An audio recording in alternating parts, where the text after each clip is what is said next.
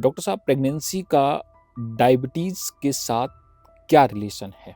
Delayed marriage है, delayed pregnancy हो रही है और डायबिटीज़ अर्ली आ गई। तो शहरों में अगर टेस्ट करते हैं क्योंकि यहाँ पर लेडीज़ में वेट ज़्यादा है, बिल्कुल। तो वो बच्चे के कंजेनिटल प्रॉब्लम जिसमें कि सेक्रेल एजेनेसिस होती है, हार्ट की प्रॉब्लम्स हैं, और अगर इस प्रेगनेंसी को हम फर्दर कंटिन्यू करते हैं तो इससे होने वाले और जो कॉम्प्लिकेशंस हैं वो ज़्यादा हो सकते हैं। हाँ। सबसे ज़रूरी है कि कोई भी लेडी जब प्रेगनेंसी प्लान कर रही है तो she should be completely healthy at that time. आज ये जो टाइप 2 डायबिटीज़ है ये 25-30 साल में आने लग गई है। जो भी हम बाई करके खाते हैं वो टोटली अनहेल्दी होता है, तो इसीलिए उनमें पीरियड की एबनॉर्मलिटी होना, अर्ली पीरियड होना, मोटापापन होना, पॉलीसिस्टिक डिजीज का होना। नमस्कार, आपके साथ मैं हूं अंकित यादव। आप सभी का स्वागत है स्वास्थ्य पर संवाद कार्यक्रम के इस नए एपिसोड में। आज हमारे साथ मौजूद हैं ग्राफिक एरा के डॉक्टर सुनील मिश्रा। आप एंडोक्राइनोलॉजिस्ट हैं। आपको बता दें कि आज जिस तरह से गर्भवती महिलाओं में डायबिटीज़ या और कई तरह की कॉम्प्लिकेशंस गर्भावस्था के दौरान बढ़ी हैं, इसके पीछे कई सारे कारण हैं। इन सभी पर बातचीत करने के लिए आज हमारे साथ डॉक्टर साहब मौजूद हैं। पहले तो सर आपका बहुत स्वागत है आज हमारे साथ जुड़ने के लिए। सीधे सवालों से शुरुआत करेंगे।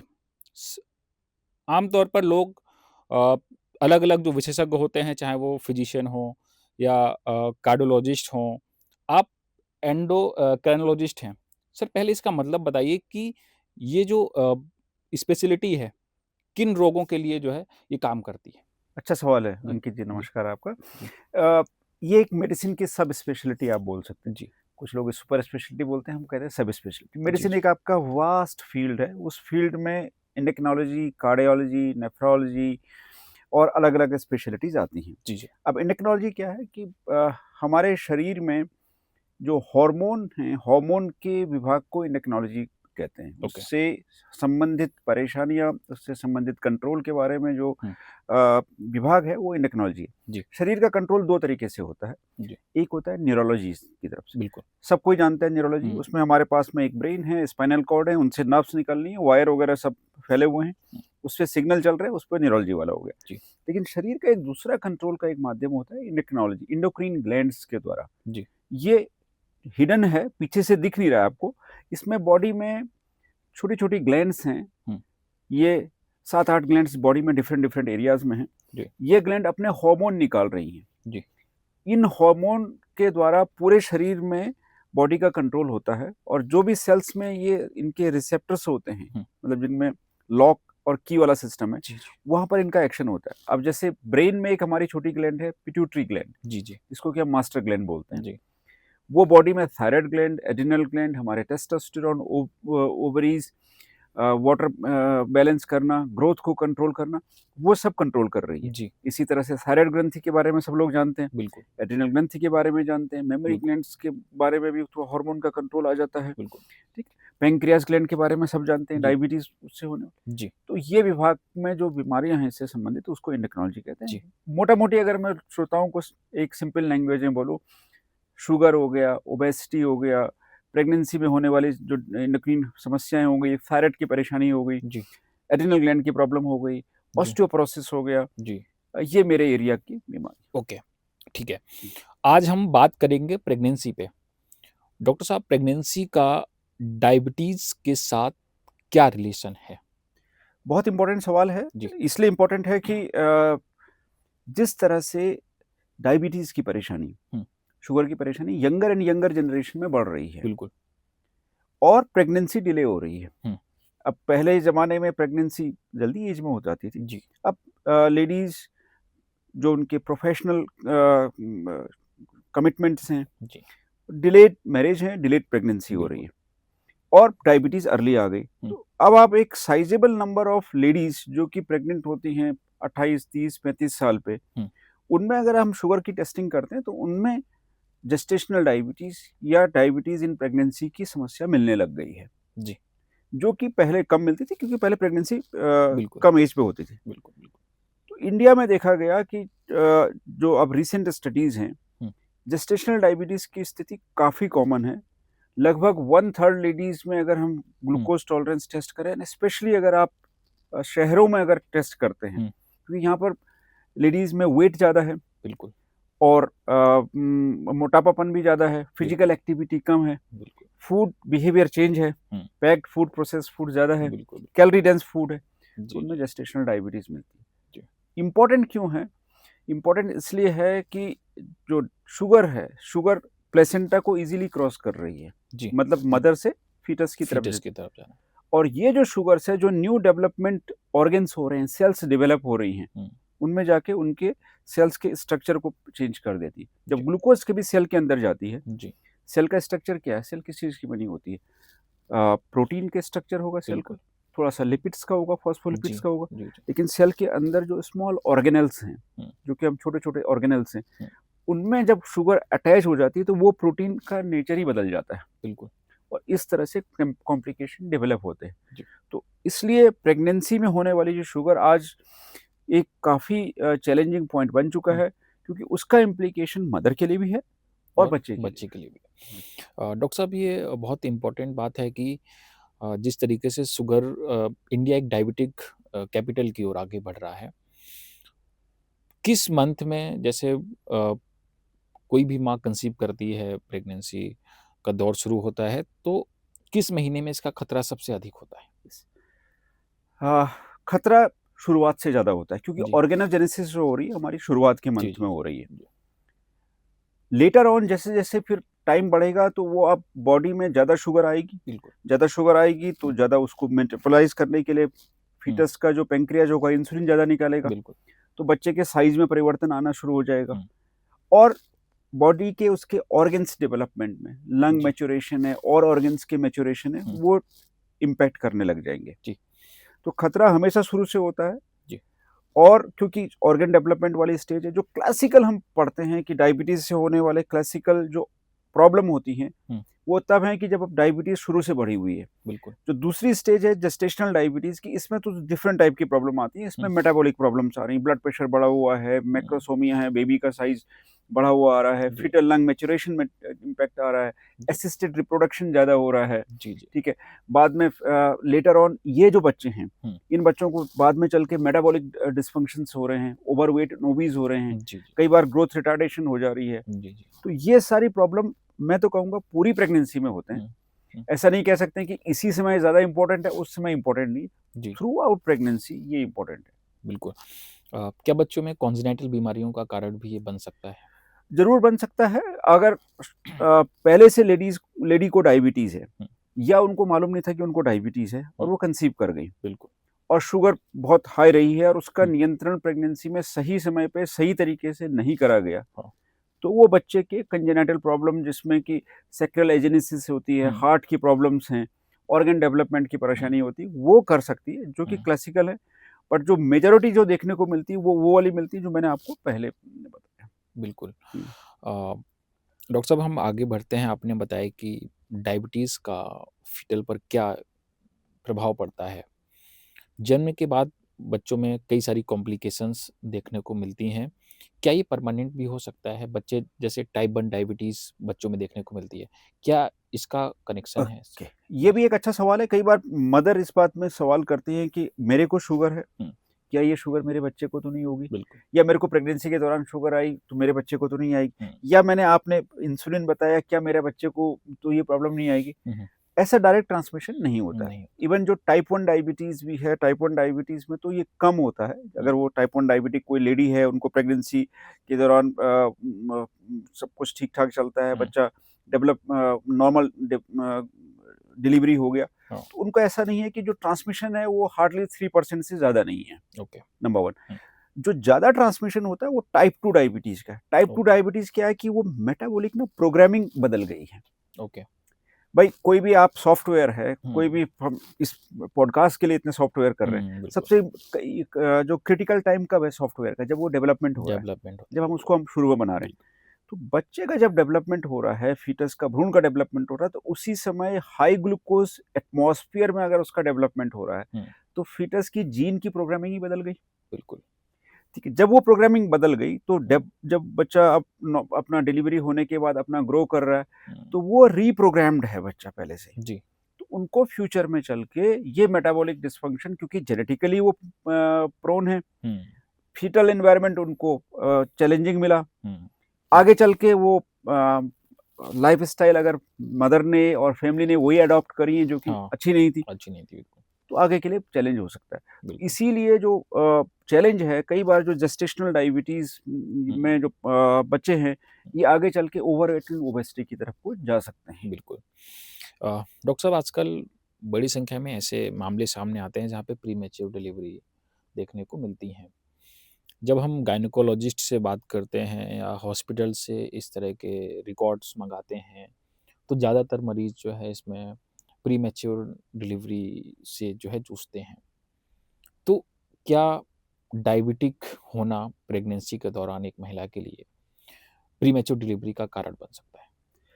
अक्सर ये बातें समस्या आती है और अक्सर हमारे ऑब्स्टेट्रिक या गायनेकोलॉजिस्ट जिसको हम कॉमनली बोलते हैं, पर वो ऑब्स्टेट्रिक ब्रांच है क्योंकि उसमें डेवलपमेंट वाला बिल्कुल, वाला है। बिल्कुल। तो ऑब्स्टेट्रिक वाले जो हमारे कलीग हैं, वो कहते हैं कि अब हम इस प्रेगनेंसी को फर्दर कंटिन्यू करना चैलेंज हो रहा है, ओके। क्योंकि डायबिटिक लेडी है, ऑलरेडी 3-4 बार इंसुलिन लगा रही है, शुगर हम कंट्रोल कर रहे हैं, बट वो एफर्ट से कंट्रोल कर रहे हैं। और अगर इस प्रेगनेंसी को हम फर्दर कंटिन्यू करते हैं, तो इससे होने वाले और जो कॉम्प्लिकेशंस है वो ज़्यादा हो सकते हैं। हाँ। तो वो उस टाइम पे फिर डिसाइड करते हैं कि नहीं, अब हम इनको फीटल लंग मैच्योरेशन कर लिया जाए, कुछ इंजेक्शन देके जिनको कि हम फीटल लंग मैच्योरेशन वाले इंजेक्शन है वो करके, और हम थोड़ा इनकी अर्ली डिलीवरी कराएं। अगर हम इसको फुल टर्म डिलीवरी की तरफ ले जाते हैं, जो कि लगभग 38 हफ्ते या की तरफ को है, उसमें कई बार उनको चैलेंज होता है। तो ये कॉल लेनी होती है, एक्सपर्ट ऑब्स्टेट्रिशियन इस बात की डिसाइड करते हैं कि क्या इनको हम फर्दर कंटिन्यू करें। लेकिन अक्सर ये चीज़ें मेरे सामने चैलेंज आती हैं कि जब लेडीज में शुगर की वजह से होने वाले कॉम्प्लिकेशन डेवलप होने लग जाते हैं। देखिए, शुगर को आप एक बीमारी मत मानिए, बिल्कुल। स्पेशली अगर हम टाइप 2 डायबिटीज की बात करते हैं या मोटापे होने वाले जेस्टेशनल डायबिटीज की बात करते हैं, तो वो केवल शुगर नहीं है, उसके साथ में ओबेसिटी भी है साथ में। ये मोटापापन प्रॉब्लम क्या क्रिएट करता है, इससे hypertension development, high blood pressure जब डेवलप होता है तो वो प्लेसेंटा की वायबिलिटी को कॉम्प्रोमाइज करना शुरू कर जाता है। बिल्कुल।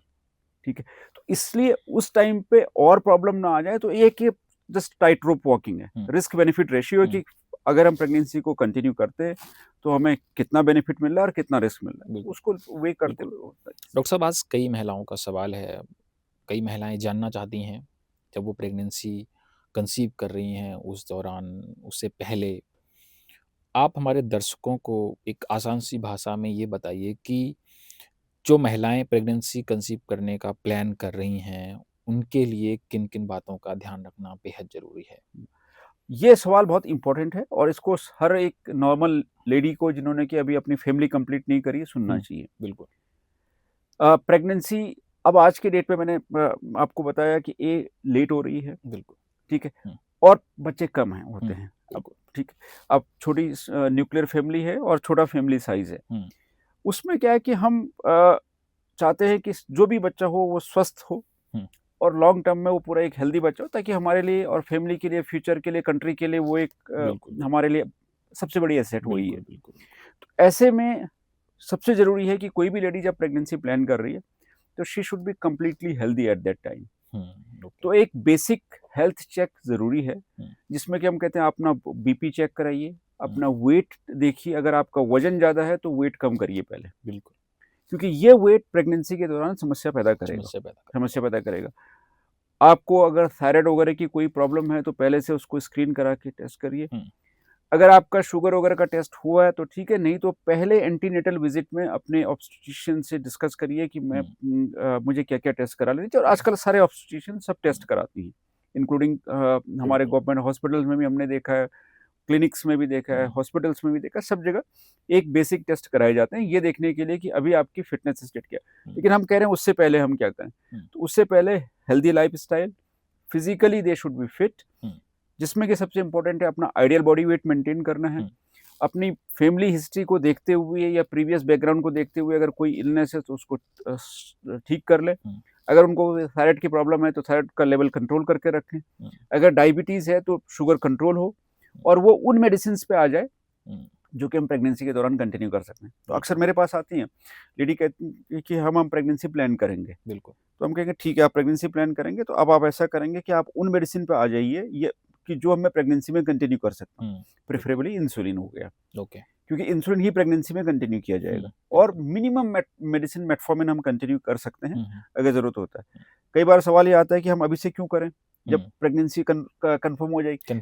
कई बार लेकिन चैलेंज होता है, प्रेगनेंसी होने में और कंफर्म होने में टाइम बीत जाता है। बिल्कुल। और वही हमने डिस्कस किया था कि ये क्रिटिकल फेज हमको नहीं खोना है, हमको शुरुआत से इसको कंट्रोल करके रखना है। बिल्कुल। अब हम चर्चा के दूसरे दौर में आगे बढ़ेंगे। सर, हम आज जब बच्चों का लाइफस्टाइल देखते हैं, बच्चे बहुत पैकेजिंग वाले फूड, जैसे फूड डिलीवरी ऐप्स का जो एक्सेस लगातार बढ़ रहा है हमारे देश में, ऐसे में बच्चों में कई सारे कॉम्प्लिकेशंस आने शुरू हो गए हैं। वो कई तरह की जो स्वास्थ्य चुनौतियां हैं उनसे जूझ रहे हैं। जैसे आप बच्चों में मोटापा ले लो, या उनका स्लीपिंग साइकिल इस तरीके का हो गया है। ये कितना चिंताजनक है और इसका लॉन्ग टर्म क्या असर पड़ने वाला है उनके स्वास्थ्य पे, उनके एकेडमिक परफॉर्मेंस पे, या ओवरऑल लाइफस्टाइल पे क्या असर पड़ने वाला है? बहुत चिंता का विषय है। बहुत चिंता का विषय इसलिए है कि बच्चे कंट्री की लॉन्ग टर्म एसेट हैं। बिल्कुल। वही अब अगर अस्वस्थ हो गए और अर्ली एज पर अस्वस्थ हो गए तो बहुत चैलेंज का विषय है। बिल्कुल। अगर आप डायबिटीज को देखिए, जिसको हम आपने एक वर्ड यूज किया, India diabetes capital of the world है। ये बड़ी चिंता का विषय है। ये हमें इस बात को हमको गर्व नहीं कर सकते हम। बिल्कुल बिल्कुल। ये अनहेल्दी। और दूसरा जो चैलेंज हो गया कि जो टाइप 2 डायबिटीज थी, जो कि हम जब हमने अपना करियर शुरू किया था आज से 25 साल पहले, तो तब ये बीमारी 50 साल 55 साल वाले लोगों को होती थी। बिल्कुल। आज ये जो टाइप 2 डायबिटीज है ये 25-30 साल में आने लग गई है और मोटापापन इसका प्रमुख कारण है। मतलब एक्सेस वेट होना। बिल्कुल। आप स्कूल्स में जाइए, स्पेशली अगर प्राइवेट स्कूल में अगर आप जाते हैं तो एक साइजेबल नंबर ऑफ बच्चों का वेट ज्यादा है। ओके। उनकी फिजिकल एक्टिविटी ऑलमोस्ट नेग्लिजिबल है। फूड एक्सेस है और अनहेल्दी फूड एक्सेस है। बिल्कुल। जो भी हम बाई करके खाते हैं वो टोटली अनहेल्दी होता है। ऑलमोस्ट ऑफ द टाइम वो अनहेल्दी होता है। You will hardly get any food which is healthy which you are going to buy from outside. ठीक। सेकंड क्या है, फिजिकल एक्टिविटी कम हो गई। स्कूल में अब उनके पास में प्रेशर इतना है, 10th में तभी से आगे का प्रेशर आ जाता है, 12th में जाके आगे प्रोफेशनल करियर का प्रेशर है। तो सिटिंग टाइम ज्यादा बढ़ गया है, फिजिकल एक्टिविटी कम हो गई है, फूड कैलोरी डेंस हो गया है, ऑब्वियसली स्ट्रेसफुल एनवायरनमेंट है। अब वॉक करना भी नहीं है, स्कूल में पैदल जाना भी नहीं है। इससे समस्या क्या हो रही है कि चाइल्डहुड ओबेसिटी बहुत कॉमन परेशानी होने लग गई है। जब चाइल्डहुड ओबेसिटी हो जाती है तो यंग एज में टाइप 2 डायबिटीज होने का खतरा या इंसुलिन रेजिस्टेंस होने का और उससे होने वाले प्री डायबिटीज और डायबिटीज का खतरा बढ़ जाता है। बिल्कुल। ये जो टाइप 2 डायबिटीज है यंग एज में, ये ज्यादा खतरनाक है कंपेयर टू टाइप 1 डायबिटीज के। क्योंकि इससे होने वाले organ damage compare to type 1 diabetes बहुत ज्यादा होते हैं। ओके। स्पष्ट है। पेरेंट्स मेरे से पूछते हैं कि डॉक्टर साहब क्या ये टेबलेट वाली डायबिटीज नहीं हो सकती मेरे बच्चे को, अगर टाइप 1 डायबिटीज? कहता नहीं, आप परेशान मत होइए, type 1 diabetes is better than type 2 diabetes. कोई भी बीमारी अच्छी नहीं है, बट अगर हो भी गई तो टाइप 1 डायबिटीज अगर हमने शुगर बेहतर कंट्रोल करी तो बच्चा लॉन्ग टर्म में बिल्कुल ठीक रहेगा। ठीक है। टाइप 2 डायबिटीज में क्या है कि ऑर्गन डैमेज बहुत जल्दी अपेयर हो जाते हैं। ओके। तो इसलिए जितने भी मेरे श्रोता सुन रहे हैं और वो बच्चों को देखें तो बच्चों को हेल्दी फूड दीजिए, वेट जरूर चेक करिए। बच्चे का अगर वेट बढ़ रहा है, गर्दन के अराउंड ब्लैकनेस आ रही है जिसको कि हम इंसुलिन रेजिस्टेंस कहते हैं, पेट बाहर निकल रहा है, तो अभी से सचेत हो जाइए और उनको एक्सरसाइज करने के लिए जरूर बोलिए। आज के जमाने में एक्सरसाइज क्या है? Thumb exercise. बिल्कुल। हम एक गैजेट्स पे बैठे हैं, उसी पे एक्सरसाइज कर रहे हैं, फिजिकल एक्टिविटी ऑलमोस्ट नेग्लिजिबल। एक इम्पोर्टेंट बात करेंगे हम, ये बातचीत का आखिरी दौर भी हम इसको कहेंगे।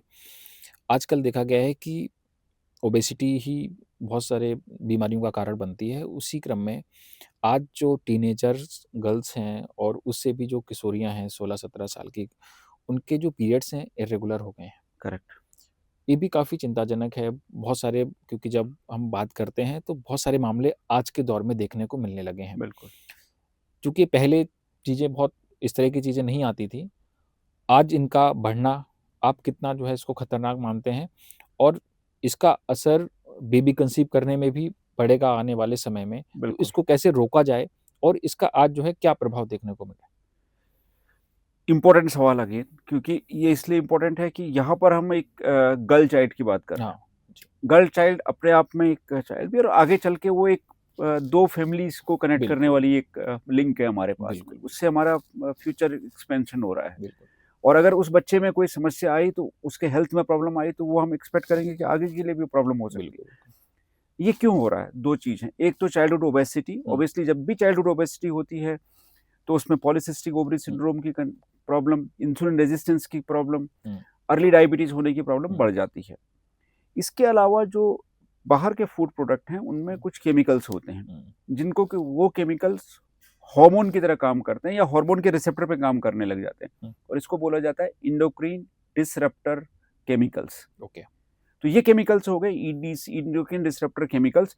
ये जो केमिकल फूड में डाले जाते हैं as a additive, taste enhancer, ये हार्मोन की तरह काम करते हैं और हार्मोन को डिस्टर्ब करने लग जाते हैं। ओके, तो इसीलिए उनमें पीरियड की एबनॉर्मलिटी होना, अर्ली पीरियड होना, मोटापापन होना, पॉलीसिस्टिक डिजीज का होना चांसेस बढ़ जाते हैं। और आगे चल के ये बच्चे अगर इसी कंडीशन में चलते हैं तो इनको पॉलीसिस्टिक फ्रैंक ओवरी डिजीज, मोटापापन, डायबिटीज की समस्या बढ़ जाती है। सोल्यूशन सेम है, maintain healthy weight, eat healthy and regular physical activity. और गर्ल चाइल्ड के लिए तो ये डबल इम्पोर्टेंट हो गया। डॉक्टर साहब बहुत बहुत शुक्रिया आज हमारे साथ बातचीत करने के लिए। आपने हमारे दर्शकों को बहुत ही महत्वपूर्ण बातें बताई हैं। उम्मीद है कि उनको जो भी उनके सवाल जहन में आते हैं, चाहे वो प्रेगनेंसी के दौरान या प्रेगनेंसी से पहले किसी महिला का हो या उसके बाद बच्चों में या गर्ल चाइल्ड में हो, उन सभी के जवाब आपने बखूबी दिए हैं। इस तरह के तमाम वीडियो देखने के लिए आप जुड़े रहिए अमर उजाला के साथ। आपका कोई भी सवाल हो तो आप हमें कमेंट के माध्यम से बता सकते हैं। अगले पॉडकास्ट में हम आपके सवाल को जरूर शामिल करेंगे। धन्यवाद। Thank you. नमस्ते। अगर आप ये वीडियो YouTube पर देख रहे हैं तो हमारे चैनल को सब्सक्राइब कर बेल आइकन दबाएं, और Facebook पर देख रहे हैं तो हमारे पेज को लाइक करें।